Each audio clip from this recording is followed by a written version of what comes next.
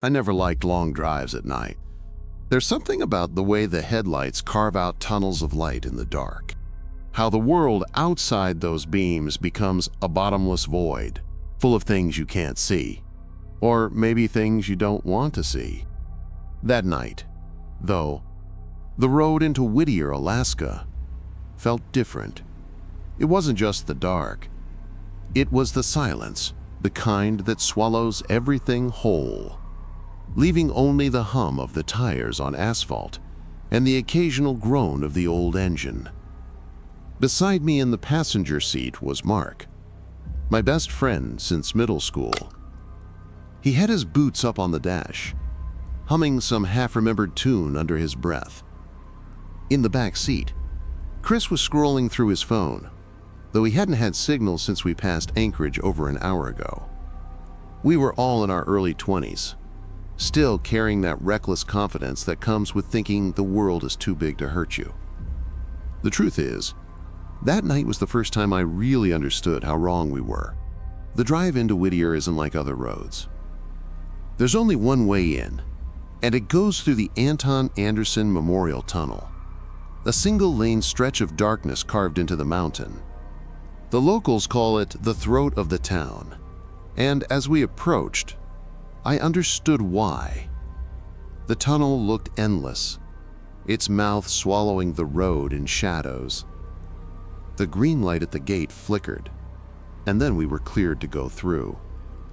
The second we entered, it felt like we'd crossed into another world. Concrete walls closed in around us, dripping with condensation. The sound of the engine echoed in a hollow, metallic rhythm that made my skin prickle. Mark tried to make a joke about it being a perfect horror movie setting, but even his voice sounded smaller inside that tunnel, as if the mountain itself were listening. I gripped the wheel tighter, my eyes locked on the faint light at the far end. When we finally emerged, it was like surfacing from underwater. But instead of relief, we were greeted by an even heavier silence. Snow stretched in every direction, covering the jagged peaks that surrounded the town. Whittier sat cradled between mountains and sea, cut off from the rest of the world except for that one narrow throat we'd just passed through. From a distance, the buildings looked like toys, tiny, fragile, out of place against the vast Alaskan wilderness. I could feel Chris lean forward from the back seat. Man, this place is dead. Like, literally dead. He wasn't wrong. Even from the car, you could tell something was strange. No movement, no sound. Just a few dim lights glowing in the windows of the Begich Towers, the massive gray building where nearly the whole town supposedly lived. Mark stretched and lit a cigarette, the flare of his lighter the brightest thing in that snowy dusk. Perfect. Exactly what we needed. Isolation, bad weather, and a creepy-ass town. Dude, we're either gonna have the best weekend ever, or end up on some true crime podcast. He said it with a grin, but I didn't laugh. Something about the way his voice carried in the cold air felt wrong, as if it didn't belong. The silence swallowed it too quickly, like the snow itself had ears. The further we drove into town, the more oppressive it felt. The roads weren't icy. Someone kept them plowed, but there were no footprints on the sidewalks, no cars parked at the gas station, no signs of life. It was as if the whole town was holding its breath. I tried to shake it off. I told myself we were just tired, and the strangeness was in our heads. But deep down, a thought had already taken root. Maybe Whittier wasn't just quiet. Maybe it was hiding something. As we pulled up to the base of the Begich Towers, the looming gray rectangle where we'd rented a small unit for the weekend, I caught a flicker of movement at the edge of the tree line. It could have been an animal, maybe a deer or a wolf. But for a second, I swore it looked like a figure, tall and thin, standing too still to be natural. When I blinked, it was gone. I didn't mention it to Mark or Chris. I told myself I was seeing things, that the drive had worn me down. But even then, I couldn't shake the feeling that the town wasn't as empty as it seemed, and that the silence wasn't silence at all. It was listening. The closer we got to the heart of Whittier, the stranger it felt. Towns always have a pulse. You can hear it in the chatter on the streets, the hum of cars, the clatter of doors opening and closing. But Whittier had no pulse. It was like a body kept alive by machines, moving, existing, but not really living. We parked in front of the Begich Towers, that massive, brutalist structure that loomed over the rest of the town like a concrete monolith. I'd seen pictures online before we came, but nothing prepared me for standing beneath it. Almost everyone in Whittier lived there. Shops, schools, apartments, even the post office, all in one building. A town inside a tower. Feels like a prison, Chris muttered, tugging his jacket tighter. His breath came out in white puffs, disappearing into the frozen air. Mark laughed, flicking ash onto the snow. A prison with heating and Wi-Fi, hopefully. Relax, man. It's just a weird Alaskan quirk. But it didn't feel like a quirk. The air was heavy, and I kept glancing up at the windows, half expecting to see someone staring back at us. Most of them were dark, but I thought I saw curtains shift on the 5th floor. My stomach tightened, and for reasons I couldn't explain.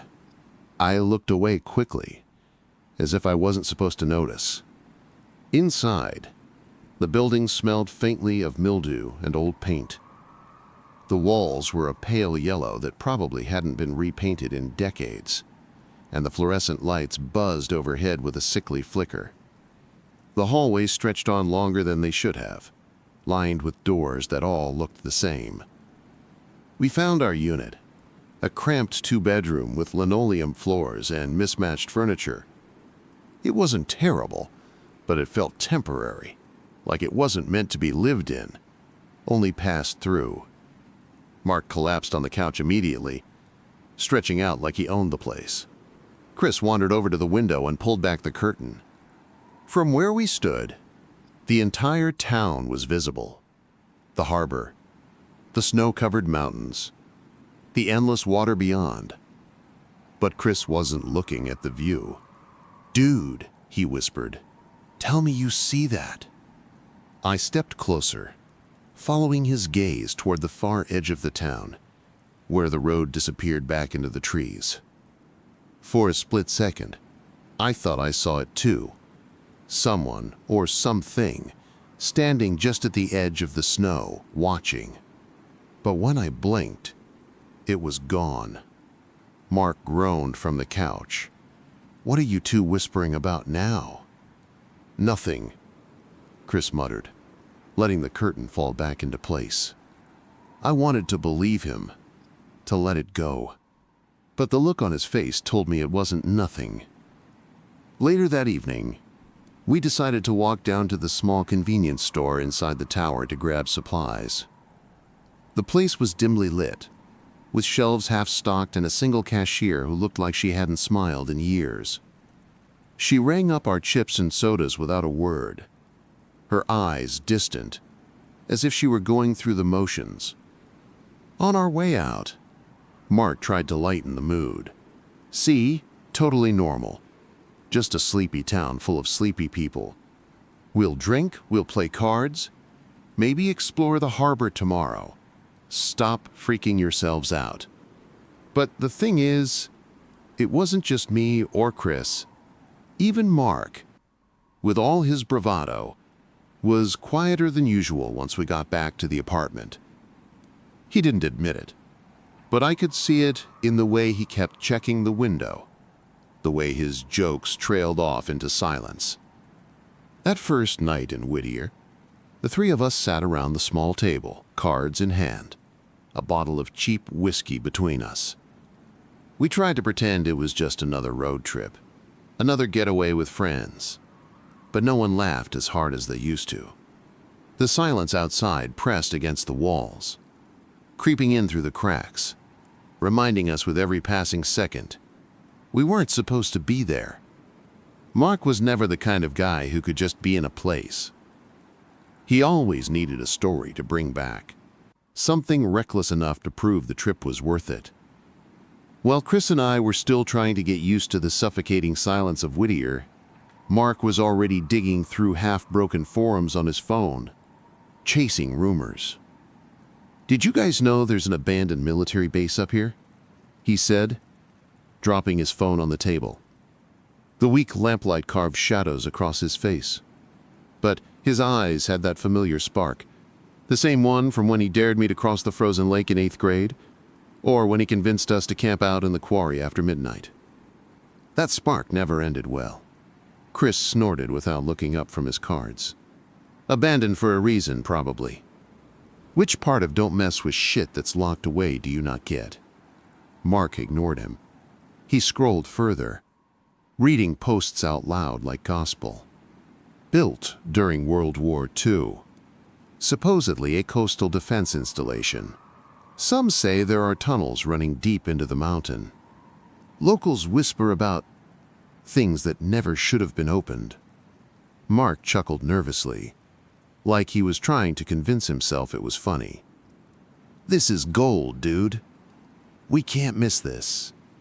Chris looked up, frowning. "So what? You want us to crawl into some rusted hole in the middle of nowhere? No cell service, no backup, just because a bunch of internet weirdos said they heard voices." Mark's grin widened. "Exactly." I felt a chill crawl up my spine. Maybe it was the way he said it, with that mix of excitement and madness. But the word voices stuck in my head longer than it should have, echoing in the silence like it belonged to the town itself. I walked to the window. The glass was ice cold under my hand as I pulled back the curtain. From our unit, you could see nearly the whole of Whittier. Snow piled over everything, a harbor frozen in place, mountains pressing down from every side. But the silence felt heavier now, as if it had stopped just to listen to us talk about the base. "Maybe we should just enjoy the weekend," I suggested. "There's the harbor, some trails. We don't need to go crawling through some bunker." Mark scoffed. "Come on. We didn't drive all the way to the ass end of Alaska just to buy chips and play cards. We need a story. And this," he tapped his phone, "is the story." Chris didn't argue, but he didn't agree either. That was the problem with him. He hated confrontation. And I already knew if Mark went, Chris would follow, which meant I would too. That night, I tried to sleep in the narrow bed, but the walls creaked like the building was alive. The draft whistled through the window frame, and Mark's words circled in my head, symbols on the walls, voices in the tunnels. Sometime past 2 a.m., I woke to a faint sound. Not the wind, not the pipes. A whisper of movement from the living room.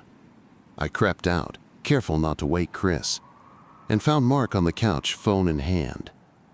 His face was pale in the glow of the screen. For a split second, I swear I saw his lips moving, like he was answering someone. "Mark?" I whispered. He jumped, eyes wide for a moment before softening. "Couldn't sleep," he muttered, locking his phone. "This place, it's got something. You feel it too, right?" I glanced around. The apartment was silent, but not the kind of silence that comforts you. It was the kind that waits, watches. And yeah, I felt it. I just didn't want to admit it. "Forget the base, man." "Bad idea," I said quietly. He shrugged. but the look in his eyes told me I'd already lost him. The seed was planted. When I finally went back to bed, I smelled his cigarette smoke seeping through the hallway. I closed my eyes, but I knew Mark wouldn't stop until he dragged us into that mountain. And deep down, I knew that once we went, Whittier's silence would never sound the same. The sky was a flat, lifeless gray the next morning. The kind of gray that makes you forget the sun even exists. The wind bit hard, sharp enough to sting the skin. But Mark didn't care. He had that restless energy, the kind that made him unbearable until you gave in. He'd sketched a crude map on a coffee-stained napkin from the tower's convenience store. "It's not far," he promised, folding it neatly and shoving it into his jacket pocket. "Couple miles up a service trail. Cut across the ridge.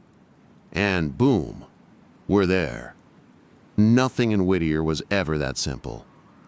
Chris groaned, stuffing his hands deeper into his pockets. But he didn't argue. Neither did I. With Mark, resistance was pointless. Either you followed him, or you watched him do something reckless alone. And both felt like bad options. We left Begich Towers early, though early didn't mean much in Whittier. The daylight here never felt real. The sky glowed faintly. The snow reflected a dull silver light, and everything else looked like it had been drained of color. Streets were empty. No kids heading to school. No engines warming up. Just our boots crunching in the snow. The farther we walked, the heavier the silence got. At the edge of town, the trail Mark had bragged about was little more than a frozen scar cutting through the trees. Icy patches threatened to take our feet out from under us with every step. Branches creaked overhead, snapping in the wind like brittle bones. The air smelled faintly of pine and rust. "Do you guys feel that?" Chris asked after a while. "Feel what?" I asked. "Like we're being followed." Mark laughed, though the sound was thin. "Man, it's just your nerves. Nobody's out here. Who the hell would follow us into the woods in this weather?" Nobody answered. The climb was rough. The slope grew steeper, and sweat mixed with the cold until my skin burned. After nearly an hour, the trees thinned, giving way to a clearing of jagged rock and ice. That's when we saw it. The entrance. At first glance, it looked like nothing more than a concrete mouth carved into the mountain. A square, gaping hole framed by rusted steel gates bent inward like broken teeth, snow piled around the threshold, as if trying to bury it. But standing there, I felt it. The air was different. Heavier, charged. My skin prickled, and the fine hairs on the back of my neck stood up. Chris stopped dead in his tracks. "Jesus, tell me you guys see it too. The way it's breathing." He wasn't wrong. The wind rushing out of the tunnel didn't sound like wind. It sounded wet, muffled, like the mountain itself was exhaling. Tired and old, trying to get rid of something it had been holding too long. Mark, of course, grinned. His breath fogged in the cold, but his eyes lit up.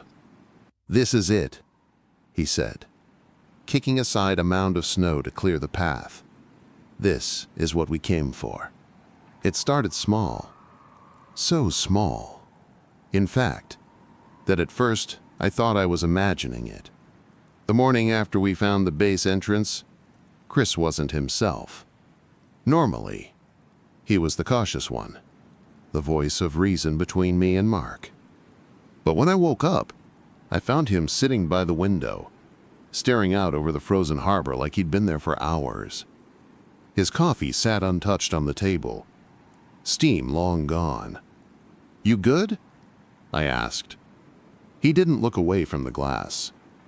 His voice came out flat, almost mechanical. "Did you hear it last night?" "Hear what?" "The humming. From the mountain. I froze. My first instinct was to laugh it off, but something in his tone kept me silent. He wasn't joking. He wasn't even blinking. "No," I said finally. "I didn't hear anything." Chris turned then, and the way his eyes landed on me made my stomach twist. Not angry, not scared, just distant. Like I was across a river he couldn't cross anymore.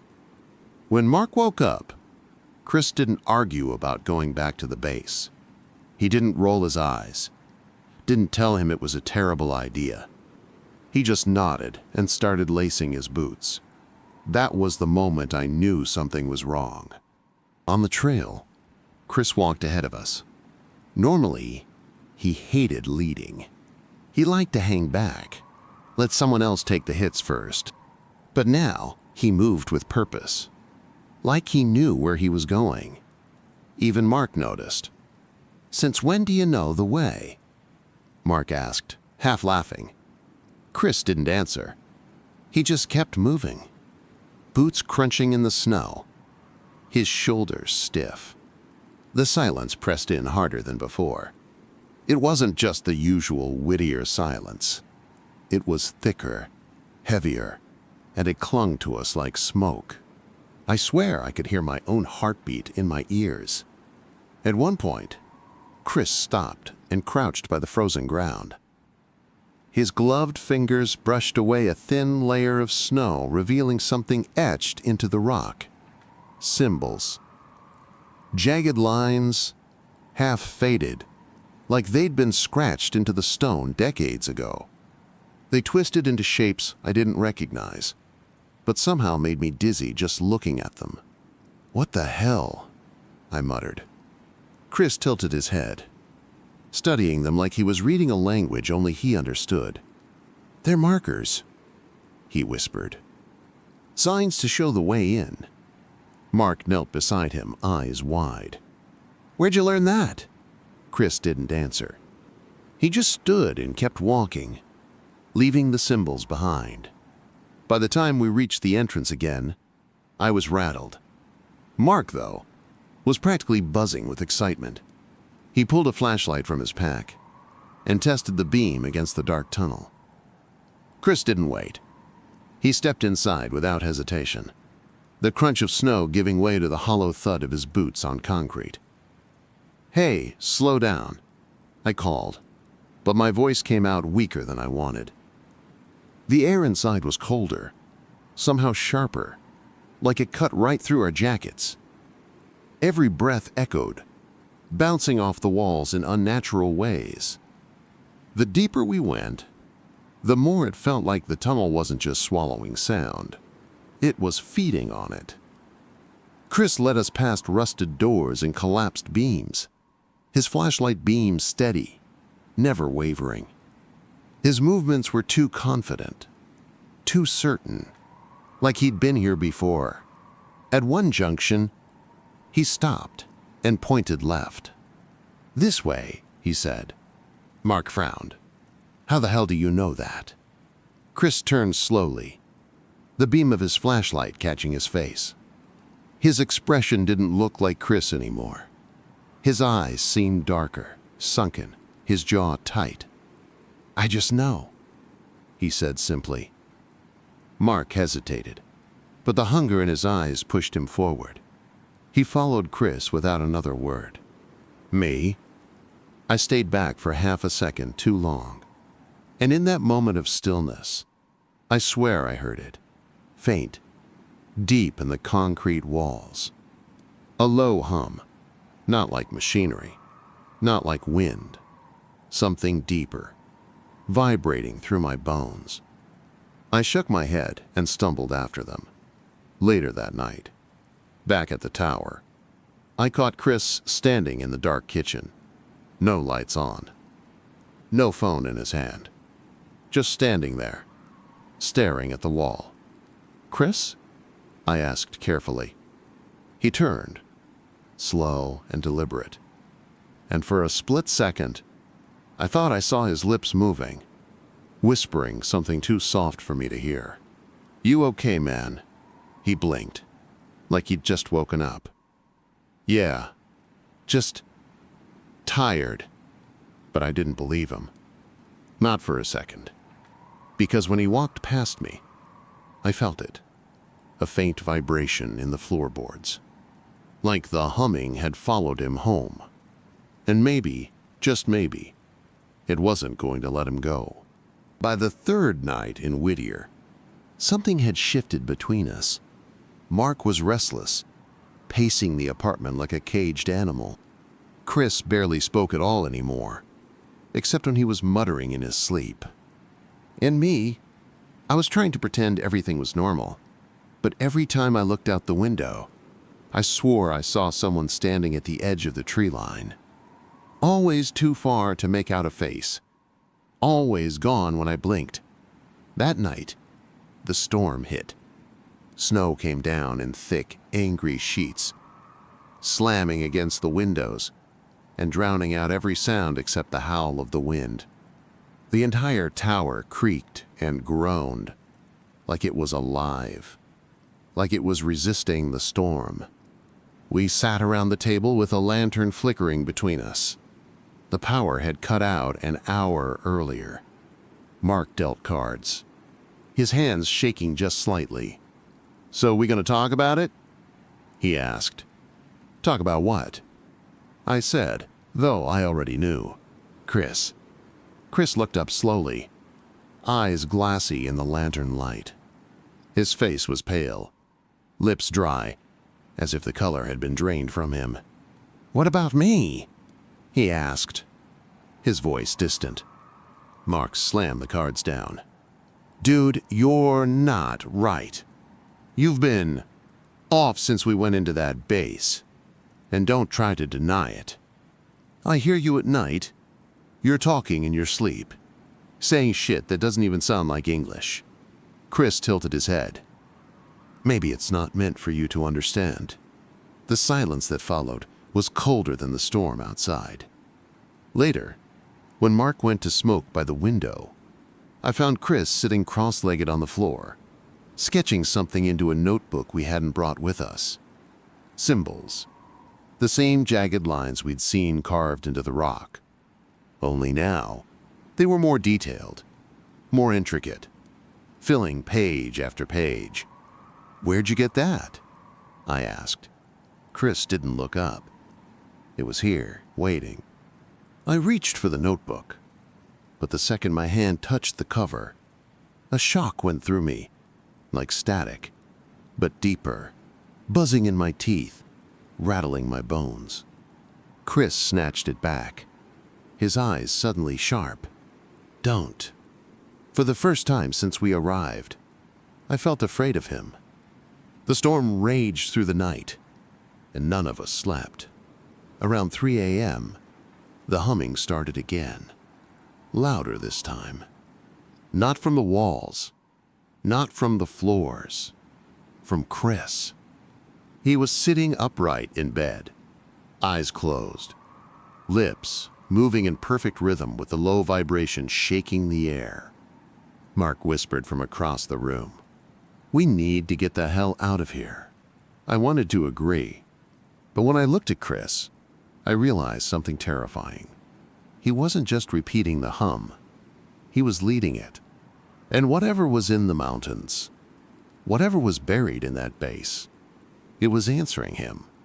The next morning, the storm had passed, but the silence was worse than ever. Not just outside, inside too. Even the walls seemed to be holding their breath. Chris didn't eat. He didn't drink.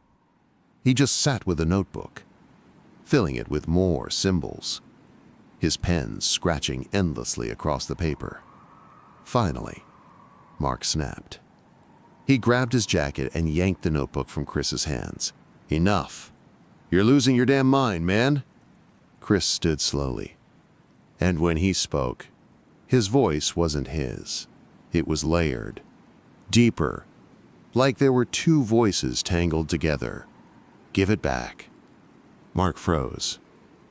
I've never seen him scared like that, but he didn't hand it over. Instead, he bolted for the door. Chris didn't chase him. He just turned to me, his expression empty, hollow. "He won't get far." The way he said it wasn't a threat.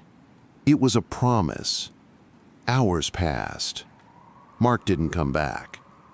I searched the hallways, the stairwells, even the lobby, but he was gone. No footprints in the snow, no sign of him anywhere, just silence. When I returned to the apartment, Chris was gone too. The notebook sat on the table, open to a fresh page. But the symbols weren't drawings anymore. They were instructions.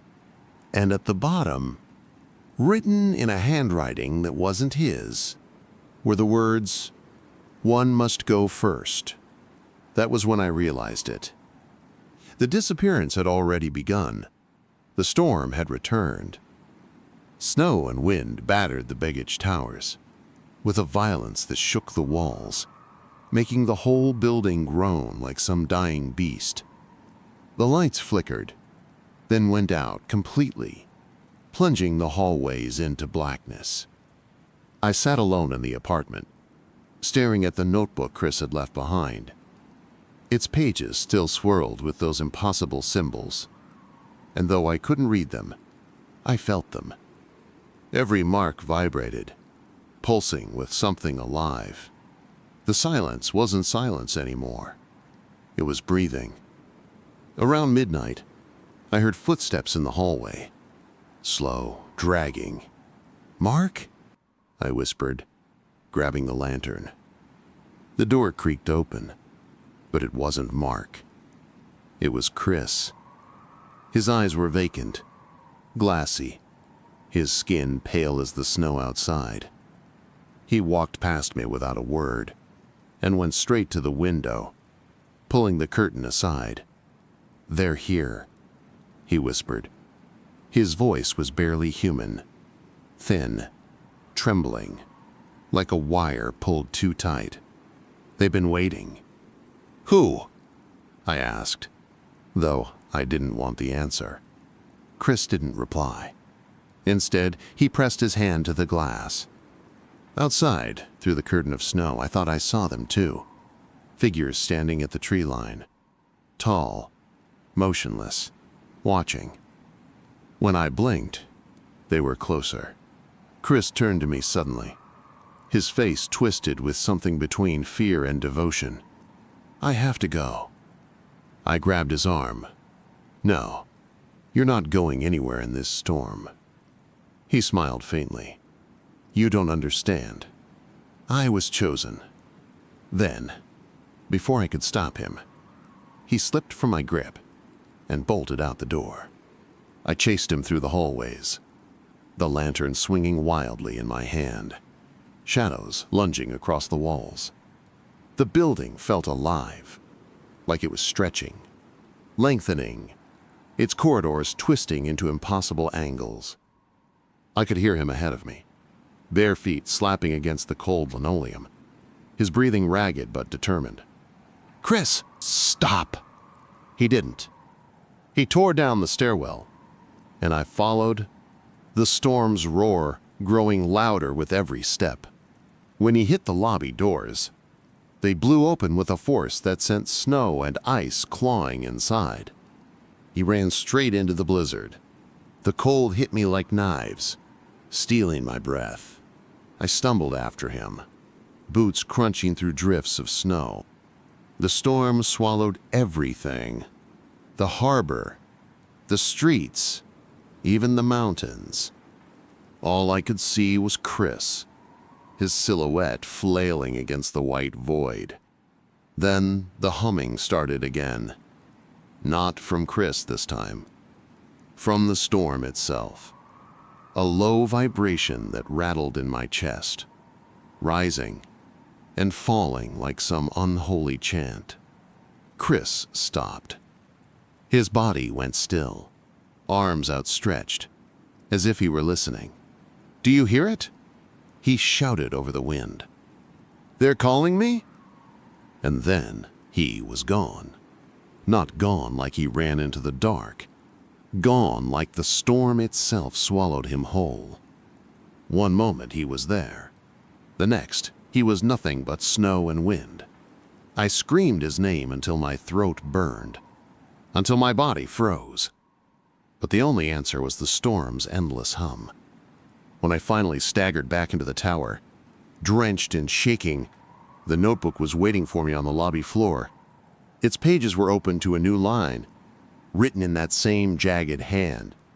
The first has been taken. I dropped the book like it was poison, my pulse hammering in my ears. Chris wasn't missing. He'd been claimed. And I knew, deep down, that Mark had been too. Now I was the only one left. By morning, the storm had quieted. Snow lay heavy over the town, muffling every sound, turning Whittier into a frozen graveyard. I hadn't slept. I couldn't. Chris's disappearance kept replaying in my head. The way he vanished. The words in that cursed notebook. I told myself I had to find help. The local police, someone, anyone. The station was on the first floor of Begich Towers, just past the post office and the laundry room. That alone should have told me something was wrong. What kind of town keeps its police inside the same building where everyone sleeps and shops? Inside, 2 officers sat behind a chipped desk. Both men were middle-aged, thick-jawed, wearing the kind of uniforms that looked older than I was. Their name tags were faded, the letters almost rubbed away. "I need to report a missing person," I said, voice cracking. "My friend, Chris. He's gone. He ran out into the storm last night and—" "Sit down," one of them interrupted, his tone flat. He didn't even glance at the other officer. I sat, heart pounding. "You said your friend went outside?" The second officer asked, finally looking up. His eyes were dark, glassy. "During the storm?" "Yes, he didn't come back." "He couldn't have gotten far. You have to send someone." The first officer raised a hand. "Storms take people. Happens more often than you'd think." I stared at him. "That's it? That's your explanation? He just disappeared?" The 2 men exchanged a look. Something passed between them. Something that wasn't surprise. "He's probably buried under the snow by now," the first officer said. Quote, "Best you can do is let the weather clear, and maybe someone will spot him in spring." Spring. They were talking about my best friend like he was roadkill waiting to thaw out. I slammed my fist on the desk. "You don't get it. He didn't just disappear. He was taken. There were," I lowered my voice, "people out there, watching, waiting. This town isn't normal." For the first time, both officers leaned forward. Their eyes locked on me, hard and unblinking. "You should rest," the second officer said. His voice was calm, too calm. "Storms can play tricks on the mind. You've been traveling, drinking, not sleeping. It's easy to see things that aren't there. I know what I saw." The first officer stood, towering over me. "What you think you saw doesn't matter. What matters is you keep quiet. Stirring up fear doesn't help anyone." My skin went cold. The way he said it, "keep quiet," wasn't advice. It was a warning. I stumbled out of the station, head spinning. The halls of Begich Towers seemed longer, narrower, the buzzing lights overhead flickering as if they were breathing. Everyone I passed, an old woman carrying groceries, a janitor pushing a mop, stared at me too long, eyes following me until I turned a corner. They knew, all of them. That night I tried to leave. I grabbed my keys, my bag, whatever I could carry. I told myself I'd drive back through the tunnel, back to Anchorage, back to anywhere but here. But when I reached the gate at the tunnel's entrance, the light was red. The attendant stepped out of the booth, a man in a thick parka, face hidden by the hood. He tapped on my window. "Tunnel's closed," he said. His voice was flat, almost rehearsed. "For how long?" I asked. He hesitated. Then, "Indefinitely." I wanted to scream. Instead, I turned the car around, back toward the tower that loomed over everything. When I returned to the apartment, I found something waiting on the table. The notebook. Only now, it wasn't blank pages filled with impossible symbols. It was filled with my handwriting. My own words crawled across the paper. "The second has been taken." My chest tightened. My breath caught. I didn't remember writing it, but there it was. My hand, my letters. I dropped the notebook like it burned me. The walls of the apartment seemed to close in, the silence pressing against my skull. The authorities weren't just ignoring me. They were part of it, and I was next. I don't remember falling asleep. One moment, I was staring at the notebook on the table, trying to convince myself it wasn't mine, that someone had forged my handwriting.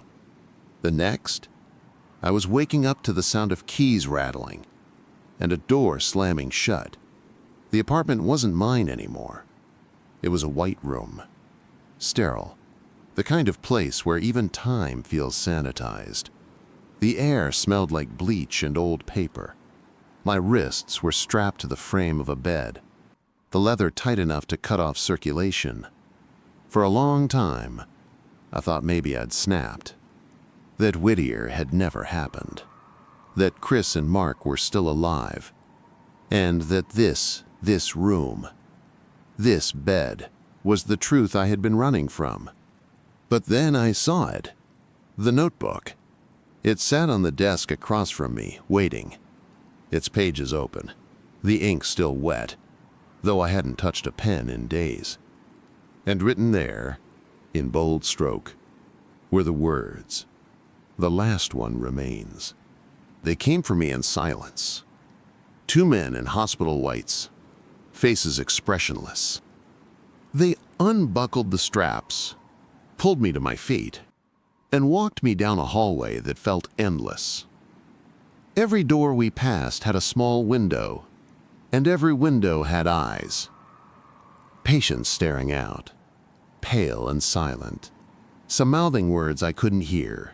They brought me to a room at the end of the hall. Inside sat a man in a dark coat, a recorder on the table in front of him. He looked like he didn't belong there.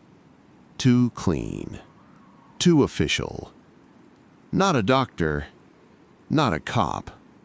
Something in between. They led me into a narrow room, sterile and dim, the kind of place designed to strip a person of any sense of comfort. A metal table stood in the center, paired with a single chair that groaned when I sat down. Across from me, a man waited, not a doctor, not the kind of officer you see patrolling streets, but someone colder, more deliberate. He wore a dark coat, and his expression carried the weight of someone who'd heard stories like mine before, but never trusted them. A small recorder sat between us, its red light blinking.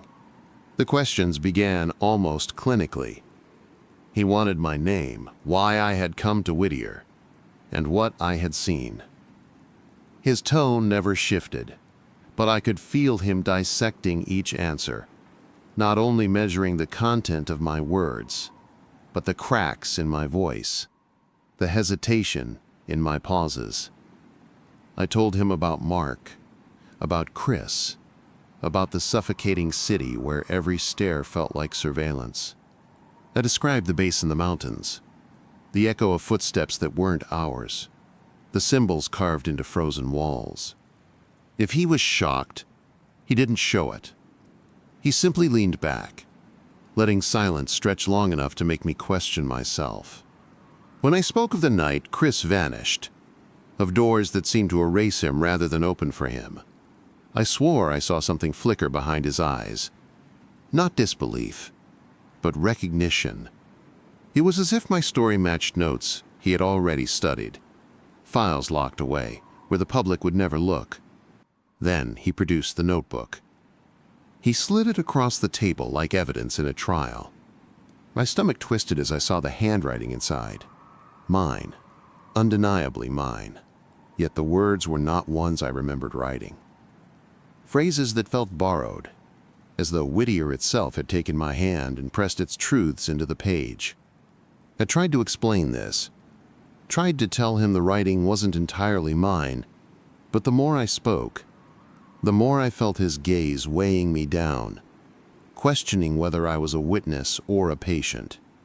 By the end, I couldn't tell if I was being interrogated for information or examined as another casualty of whatever lives in that city.